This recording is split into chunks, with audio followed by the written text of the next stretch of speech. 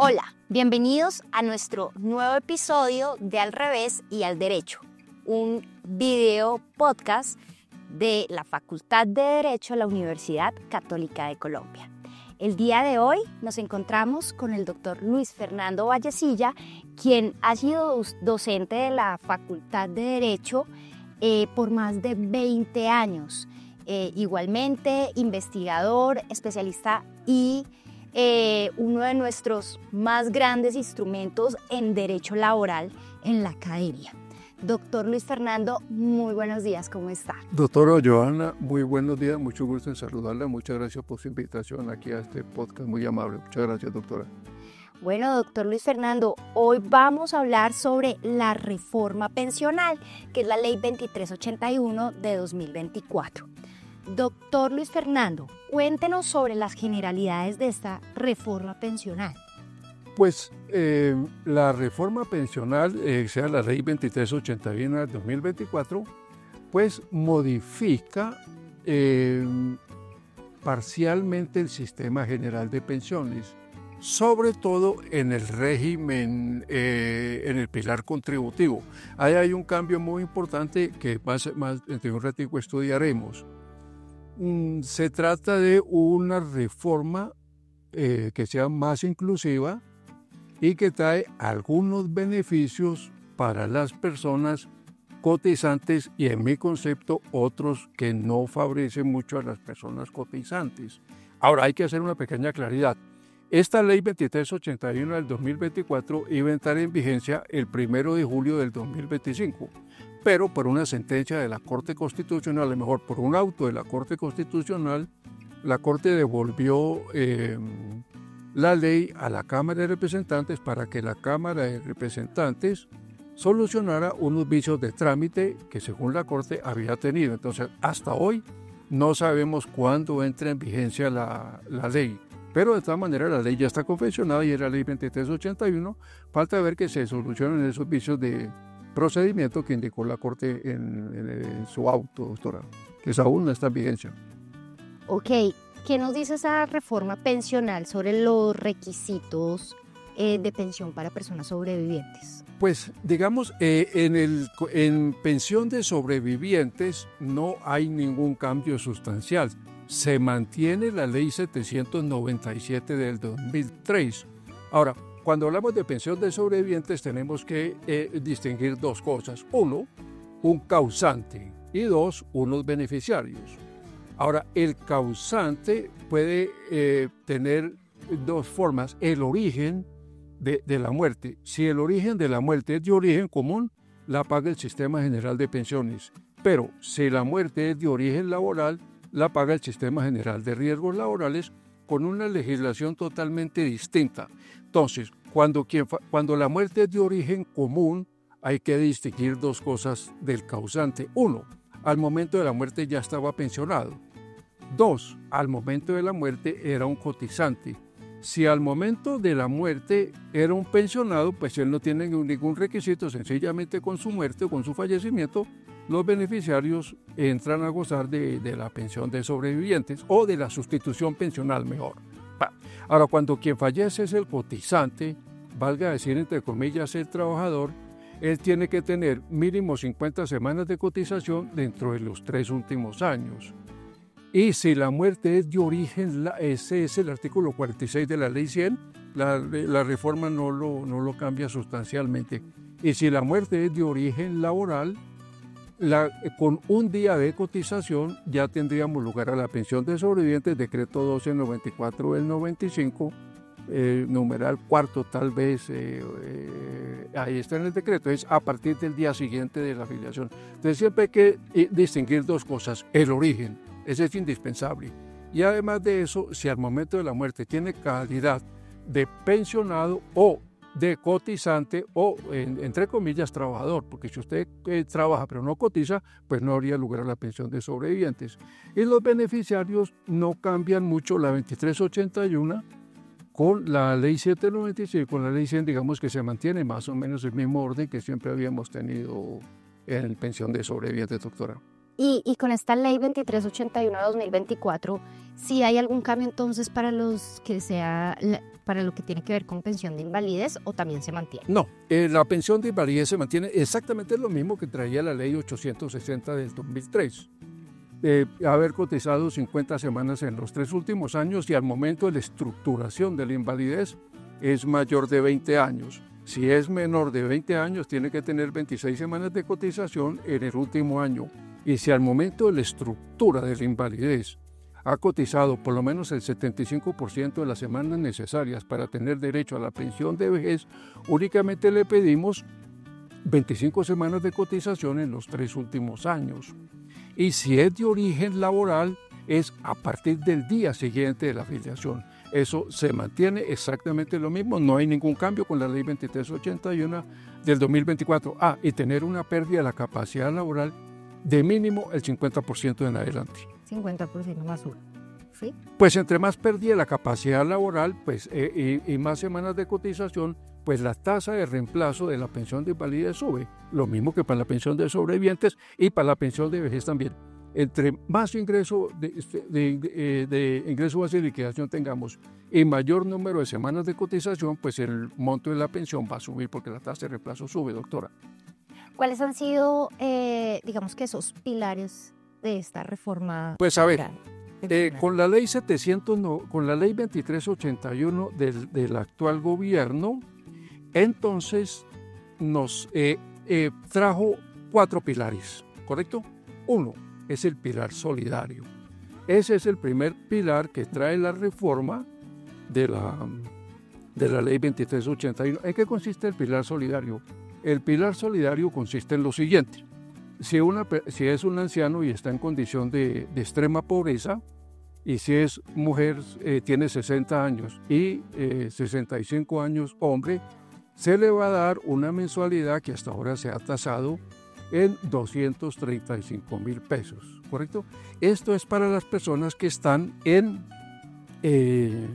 pobreza extrema. Dice el artículo 17 de la ley 2381 del 2024, que aquí lo tengo en la mano. Pero entonces hay una pequeña reflexión. Finalmente, esto ya existía en la ley 100 de 1994. Yo estuve revisando la norma y básicamente no veo ninguna diferencia. Si uno compara el artículo 17 de la ley 2381 con el artículo 257 de la ley 100, que acá tengo puntualmente, pues las diferencias realmente, acá tengo yo el de artículo 17 de la ley 2381, características del pilar solidario, 60 años, 65. Ahora veamos qué decía la ley 100, decreto, artículo 257, decreto reglamentario 1135 del 94, y es más o menos la misma norma. Ya que yo particularmente, a veces hay personas que dicen que sí, que quiera Dios que no suceda así, en lo personal no quiero que sea así, que la Corte declara inexequible la norma, que los ancianos se quedarían sin el auxilio de 235,000 pesitos mensuales. Particularmente parece que no, porque aquí está el artículo 257 y el decreto reglamentario es el decreto 1135 del 94. Algunas personas me dirán, sí, pero es que con el programa adulto mayor, que puntualmente se llamaba así, se le estaban dando 80,000 pesos y con esta se les damos 235,000 pesos y entonces allí sí habría algún cambio sustancial. Pero resulta que el decreto reglamentario, en el parágrafo segundo, dice que se podrá dar hasta el 50%, el artículo 258, perdón. Reglamentado por el decreto 1135 dice que se puede dar hasta el 50%.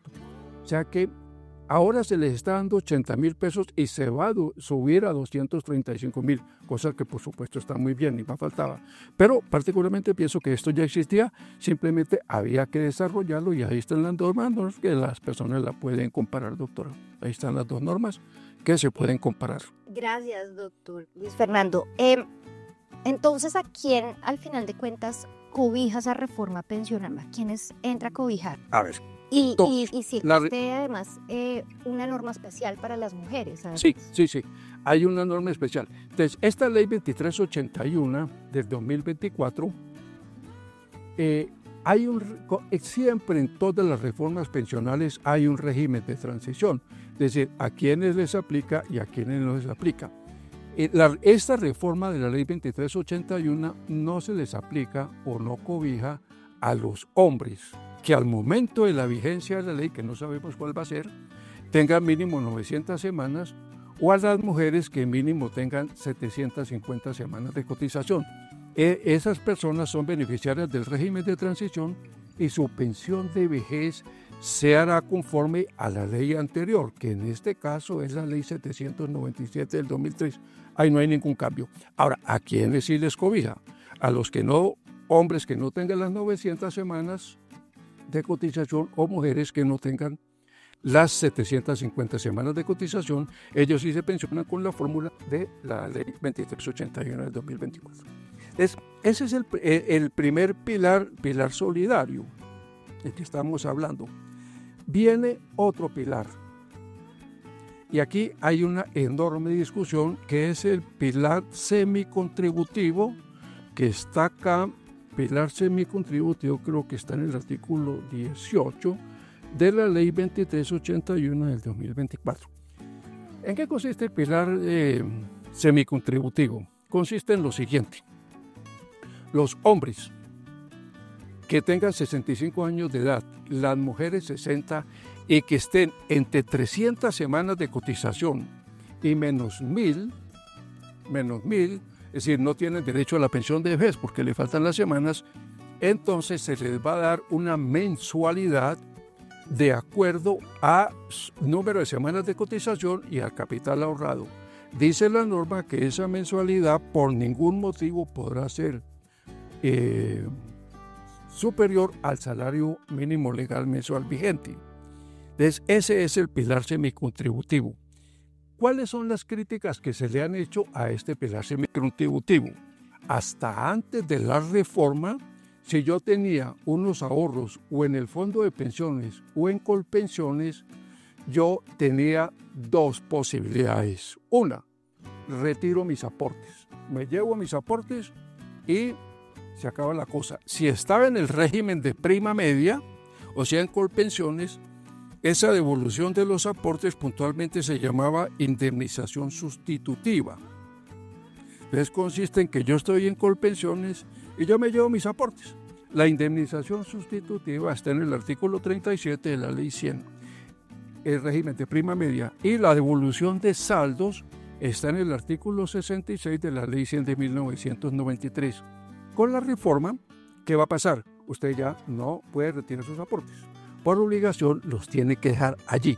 O sea, le van a dar una mensualidad, pero se acaba la opción de retirar los aportes. Y ahí tenemos una discusión, ¿cierto? Si esa plata es mía, ¿yo por qué no me la puedo llevar? Esa es una pregunta. Doctor, ¿eso es algo que reconocían también como los bonos pensionales? Sí, es lo que popularmente conocemos como bono pensional, ¿correcto? Entonces, con la reforma se acaba la posibilidad de yo retirarme el dinero, pero me van a dar una mensualidad, por supuesto, dependiendo de eso. Entonces, hay dos opciones de pensamiento aquí. Una, esa plata es mía, yo me la puedo llevar, porque es mía, yo veré. La otra idea es, no, es que esa plata se estaba cotizando para la pensión y el único fin es la pensión. Esas son dos interpretaciones que se le ha dado a la norma. Pero lo que le digo, antes de la reforma yo tenía la opción de llamar mi plata, pero también la podía dejar ahí y optar por la mensualidad, pero con un nombre distinto que llamábamos beneficios periódicos adicionales. Hay otra novedad, esto sí, importantísima dentro de la ley 2381, que es la siguiente. Si yo estoy entre 1000 semanas y menos 1300, acuérdense que para tener derecho a la pensión de vejez, en principio son 1300 semanas de cotización. Entonces, si yo estoy entre 1000 y menos 1300, con la reforma me van a dar la pensión anticipada. Y mensualmente me van a descontar hasta que yo complete mis 1300 semanas de cotización. En lo personal, me parece un acierto de la ley 2381 haberle dado esa oportunidad a las personas de que completen sus semanas de cotización, pero tiene que tener mínimo 1000. ¿correcto? Y menos 1.300. Y sigues cotizando mensualmente hasta llevarte las 1.300 semanas de cotización. Viene el otro pilar, que es el pilar contributivo. Aquí en el pilar contributivo sí tenemos muchas particularidades que vamos a ver ahora. Nosotros con Ley 100 y con Ley 797 teníamos lo siguiente. Teníamos régimen de prima media que administra Colpensiones y régimen de ahorro individual que administran los fondos de pensiones. Y eran excluyentes. O bien estoy aquí o bien estoy acá, pero no podría estar en prima media y en ahorro individual al mismo tiempo. Con la reforma, los regímenes dejan de competir y se complementan entre sí. ¿Cómo es que se complementan entre sí? Entonces, la reforma dice lo siguiente: sobre los primeros 2.3 salarios mínimos legales mensuales vigentes, por obligación, usted tiene que cotizar en Colpensiones. Sobre los primeros 2.3 salarios mínimos, usted debe de cotizar en Colpensiones. Y lo que exceda de 2.3 salarios mínimos en adelante, lo tiene que cotizar a un fondo de pensiones. Eso sí es una reforma novedosa dentro del sistema. O sea, para hablar aquí en números de hoy, si mi salario no excede 3.273.705, estoy en Colpensiones. Y lo que exceda de aquí en adelante, me voy para los fondos de pensiones. ¿Pero es obligatorio o se puede mantener? No, es absolutamente obligatorio. Es absolutamente obligatorio para los que no están en régimen de transición. Los que están en régimen de transición, o sea, los hombres que tienen las 900 semanas, las mujeres que tienen las 750, no se les aplica esta norma porque se pensionan de acuerdo con la ley 797 del 2003. Entonces, eso sí es una novedad dentro de la reforma. Sobre los primeros... ¿Dime? No, de acuerdo. Sobre los primeros 2.3 mínimos, por obligación, coticen Colpensiones. Y a partir de 2.3 en adelante, coticen un fondo de pensiones. ¿Qué va a pasar con esto? ¿Cuáles son los efectos que yo calculo con esta norma? Con esta norma hay tal vez cuatro aspectos. Uno, se acaban las megapensiones. Eso desaparece. ¿Es bueno? Sí. Las megapensiones desaparecen, las megapensiones del sector público desaparecen porque Colpensiones dice: yo le pago hasta 2.3 mínimos. Ya para allá, váyase para el fondo de pensiones y cotiza allá. ¿Correcto? Cotiza allá y mejore su pensión. Ese es el primer efecto. Segundo efecto, va a proteger el presupuesto nacional. Eso es así, porque el presupuesto nacional a futuro se va a proteger. Aspectos negativos. También hay aspectos negativos. ¿Cuál es el aspecto negativo que yo le veo? Sin duda alguna, digamos, si un joven profesional hoy en día está cotizando sobre 10 salarios mínimos, que son 14.235.000, pues lo dejan cotizar en Colpensiones hasta 3.273.705, y con los 10.961.000 me cotiza en el fondo de pensiones, ¿correcto? Va a tener un efecto muy negativo sobre la clase media, porque el valor de la pensión de vejez de los jóvenes actual, clase media, a futuro va a ser menor. ¿Por qué? Porque la tasa de reemplazo, si me hubieran dejado cotizar sobre los 10 salarios mínimos que yo me gano, es muy superior a la tasa de reemplazo que tendría en los fondos de pensiones. Entonces, se van a ver los jóvenes, clase media, muy perjudicados, los profesionales, jueces. Pienso que su pensión de vejez a futuro será bastante inferior a la que tenemos hoy en día, una razón muy sencilla. La tasa de reemplazo en los fondos de pensiones es inferior a la tasa de reemplazo de Colpensiones. Ahora, hago otra cuenta que es la que yo no sé, ahí pues qué cálculos económicos habrán hecho en el gobierno para hacerla. A ver, si yo tengo un salario de 14.235.000 pesos, que son 10 salarios mínimos hoy en día, entonces, sobre los primeros 2.3 salarios mínimos los cotizo en Colpensiones. O sea, en Colpensiones voy a cotizar sobre 3.273.705. sobre ese valor cotizo el 16% para pensión, en Colpensiones, y haré una cotización mensual a Colpensiones de 523.792. Y al fondo de pensiones le cotizo el excedente, que son 10.961.295. Entonces, al fondo de pensiones le voy a cotizar mensualmente 1.753.809, mientras que en Colpensiones voy a cotizar 523.000 pesos. Ahora, digamos que esto, si usted lo mira así, pues desfavorece Colpensiones. Claro, entonces también la gente podría decir, con alguna razón, sí, pero es que la mayoría de los colombianos ganan menos de 2.3, o sea que el grueso se va a Colpensiones. Pero hay que hacer esa cuenta. El otro problema que yo le veo a esto es el siguiente. Si yo cotizo sobre salario mínimo, me manda para Colpensiones, ley 2381, y me tocan 1.300 semanas de cotización. En cambio, si me dejan estar en el fondo de pensiones, son 1.150 semanas de cotización, artículo 65 de la ley 100. Entonces, me parece que va a desfavorecer a las personas que ganen salario mínimo. Artículo 65, ley 100. Sí, ese es mi concepto sobre ese tema. Pero lo que le digo, se acaban las megapensiones, esos desaparecen, se va a proteger el presupuesto nacional, sí, pero los jóvenes de hoy, viejos del mañana, clase media, sus pensiones se van a ver muy desmejoradas, ese es un hecho, porque es así. Pues doctor Luis Fernando, realmente gracias por esa visión que nos da desde lo positivo y desde lo negativo de toda esta reforma pensional, ley 2381-2024. Se nos acaba ya el tiempo. Seguramente más adelante lo vamos a tener. Muchas gracias, muy amable. Ampliando este tema, mil gracias. Mil gracias también a la audiencia por este espacio, por escucharnos. Recuerden que nos encuentran en Spotify y en YouTube. Nuestro programa Al Revés y al Derecho de la Facultad de Derecho de la Universidad Católica de Colombia. Muchísimas gracias, doctor. Es un honor tenerlo aquí. Doctora Joana, muchas gracias a todos, muy amables.